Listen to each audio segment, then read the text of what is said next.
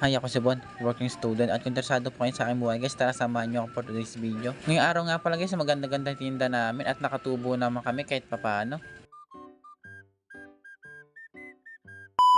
Maaga ako lumabas ng bahay guys para mamili na ng mga paninda namin ni Frank. Yung mga gulay pala guys, hindi pa sila nakadisplay at hindi nga pala sila namili ngayong araw at yung mga tira-tira na lang nila kahapon yung titinda namin. Yung isda naman guys, mamimili lang ako dito kay Joby at may tinda sila ngayon. Fast forward na pala tayo guys, nakapili na pala ako dito ng mga isda guys. Ang nakuha ko nga lang pala guys na isda guys, bangus tilapia, yellowfin salmon. Pagkatapos guys, nilabas ko na yung mga gamit namin sa pagtitinda at pati yung kariton. Habang si Frank naman guys, namimili na ng mga paninda namin guys, tapos maglilista na nga rin siya. Kaya nga wala silang tinda ngayong araw guys kasi nag-swimming sila kahapon. Nag-night swimming nga pala yung boss ko guys kaya hindi sila nakapamili ng gulay ngayong araw. So dinidisplay ko na pala dito guys yung mga isda namin guys. At kompleto na rin pala yung paninda namin ngayon guys. May manok na, isda at baboy. Tapos yung gulay pala namin ngayon guys ay konti nga lang. Yung manok pala guys kumuha lang ako ng 4 na piraso guys. Tapos isda nga marami-rami din. Yung baboy naman guys kumuha lang ako ng laman tapos pork chop. Pagkatapos ko naman display mga manok at baboy guys ay si Frank naman ang display ng mga gulay. Medyo mahal pa rin talaga yung mga gulay ngayong araw guys. Ayun nga lang yung gulay namin guys pero umabot na ng 2,000 mahigit yan. Wala naman kami magagawa guys kung ganyan talaga kamahal yung mga gulay at mga paninda namin. At bawi na lang tayo siguro guys pag nagmura na yung mga paninda.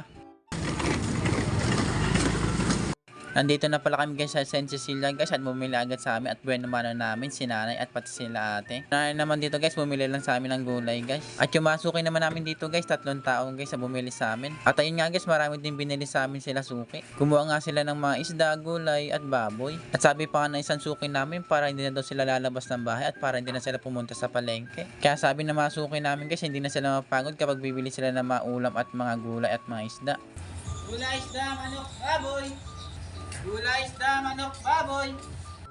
Si Suki naman dito guys bumili sa amin ng manok at baboy. Si ate nang bumili sa amin ng manok at mga gulay guys. At sakto naman guys may down sale kami ngayong araw guys. At lumabas na nga kami dito guys sa unang subdivision na pinaglakuan namin. Si Suki naman dito guys kumuha lang sa amin 300 pesos na gulay at isda. At sa patwalk naman dito guys marami din bumili sa amin ng mga suki namin guys na mga isda. Yung isang suki nga namin guys bumili sa pirasong yellowfin. Tapos isang suki namin guys bumili din ng isang pirasong yellowfin. Tapos yung isang suki namin dito guys yung maramihan kumukuha sa amin ng tuwing Webes guys ay kumuha din ng marami sa amin. Nag-order nga pala sa amin si Suki guys ng baboy, pusi at mga isda. At syempre nga hindi mawawala yung mga order ni ate ng mga gulay. Si Frank na yung pinalinis ko ng mga isda guys tapos pinachop-chop ng baboy. At kaya naman ni Frank guys kasi marunong na siya maghiwa at maglinis ng mga isda tapos mag-chop-chop ng mga karne. At malaki nga rin pala yung nakuha ngayong araw ni ate guys, naka 1,725 nga pala si ate. Tapos binigyan pa talaga kami ng tips ni ate ng pangmerienda daw namin kaya napaka-solid talaga ni ate na naging suki. Kaya maraming salamat talaga ang suki namin na katulad ni ate. Si Suki naman dito guys bumili lang sa amin ng manok guys tapos gulay. At binayad nga sa amin ni Suki ay barya para may pambarya nga kami. May humabol pa sa amin dito guys ng isang pirasong yellowfin guys. At si Frank na ulit nagiwa niyan guys tapos binigay niya na kay ate. Dito naman guys si nanay bumili din sa amin ng manok guys tapos inaantay pala kami ni nanay guys. At naubos na rin pala yung manok namin dito guys kaya napakaswerte ngayong araw guys. At medyo tanghali na rin guys kaya uwi na rin kami ni Frank guys para mapagpahinga na nga. At nagtaran nga lang pala kami ng mga isda guys medyo konti na lang to tapos gulay nga. At ayun nga guys medyo maganda naman yung kita namin ngayong araw guys na nakabenta rin kami ng marami. So paano ba yan guys hanggang dito na lang yung video namin. Huwag kakalimutan mag-like and share. Maraming salamat. Kita-kits sa next video.